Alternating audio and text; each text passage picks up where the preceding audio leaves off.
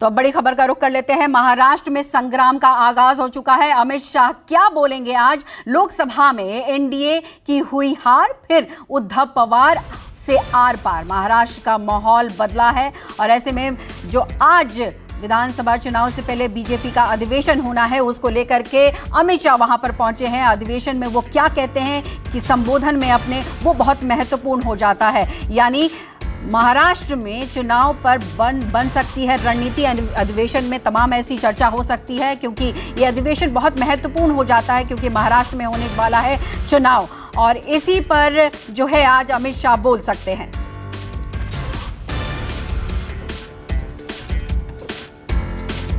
तो इसी बड़ी खबर पर हमारे संवाददाता इंद्रजीत जुड़ गए हैं मुंबई से। आइए सीधे उनका रुख करते हैं। इंद्रजीत, बहुत महत्वपूर्ण हो जाता है ये अधिवेशन क्योंकि महाराष्ट्र में चुनाव होंगे और उससे पहले जिस तरीके से हमने देखा कि अमित शाह हरियाणा में जिस तरीके से उन्होंने कहा कि उन्हें जो है इस तरीके की सरकार की आदत नहीं है, यानी बैसाखी की सरकार उन्हें नहीं चाहिए। वैसे में अगर महाराष्ट्र में अधिवेशन हो रहा है तो आज अपने पदाधिकारियों को वो क्या कहेंगे, किस तरीके से आगे की रणनीति को लेकर चर्चा होगी, कितना अहम हो जाता है यह अधिवेशन?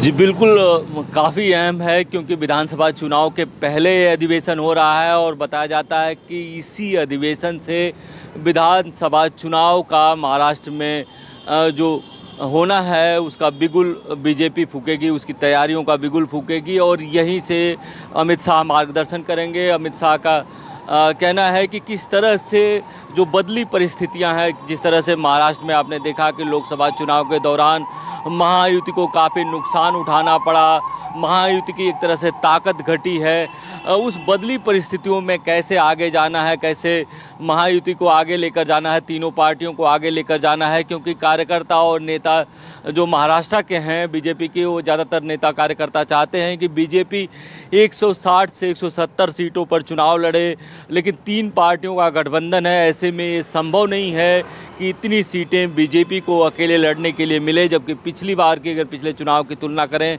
तो पिछले चुनाव में खुद बीजेपी 150 से ज़्यादा सीटों पर चुनाव लड़ी थी, 152 सीटों पर चुनाव लड़ी थी।